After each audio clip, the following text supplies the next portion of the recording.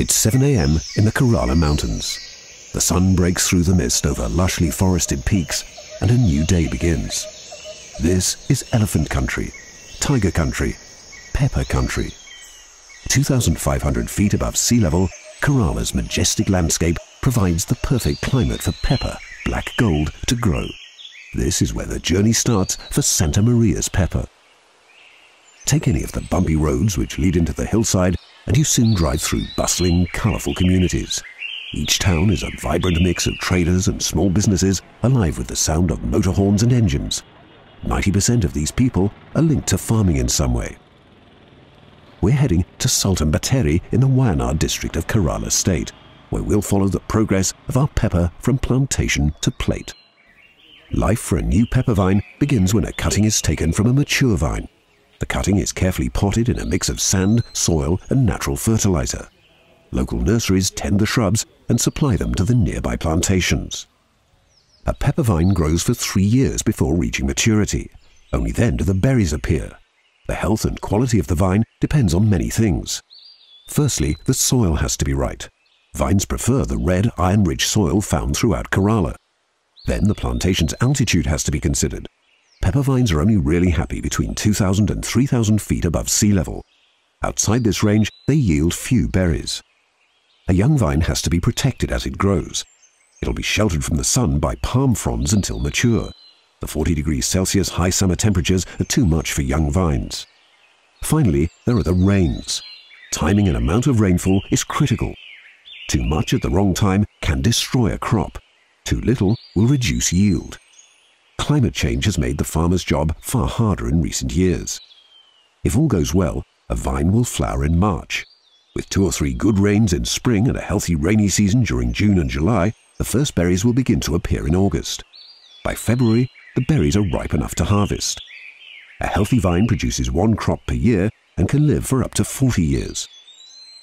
Little has changed in the way pepper is harvested since man first began cultivating it.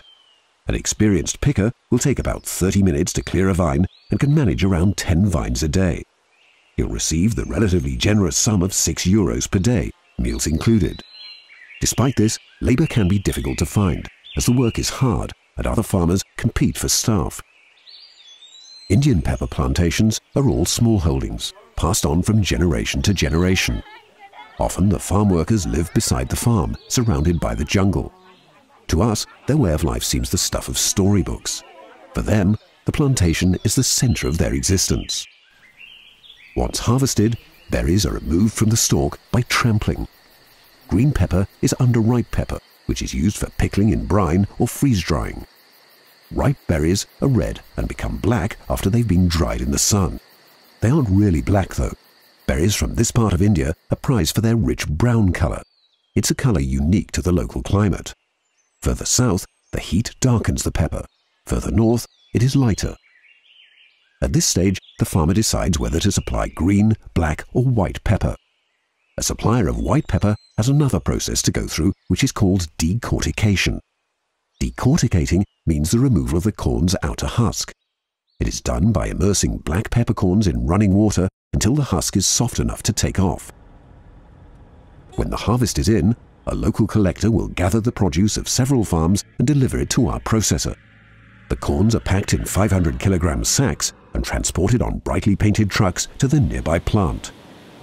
Our processor selects a portfolio of plantations throughout Kerala. The farmers benefit from training and support, which helps them improve their yields. We benefit from superior quality raw materials. Once in the processing plant, the pepper has to be cleaned of all impurities. All foreign matter such as stones, stems and broken berries is extracted, garbling as it is known in the trade, before grading. The cleaned berries are then graded according to size. MG1, Malabar garbled, smaller berries good for grinding. TGEB, Telecherry garbled, extra bold, larger berries to be sold whole. TGSEB, Telecherry garbled special extra bold, the largest, most uniform berries which we use in our special selection grinders. The aroma of black pepper fills the plant as the workers busily go about their tasks. One last stage is required before we can accept the pepper from our processor. To make sure that no bacteria infect our product, the grated corns are passed through a steam sterilizer for 15 seconds at 125 degrees Celsius. They're then cooled and packed into sacks. Regular samples are taken for quality control checks, and then our pepper is ready to be released. Shipment takes roughly 30 days on a 3-stage voyage from Cochin to Malta, Malta to Rotterdam or Hamburg, and from there to Gothenburg. 1 month after ordering, Kerala's finest pepper reaches our factory.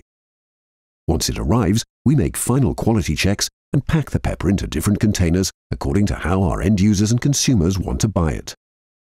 Santa Maria's finest quality pepper reaches the end of its journey when a chef or consumer releases its exceptional flavor onto a dish.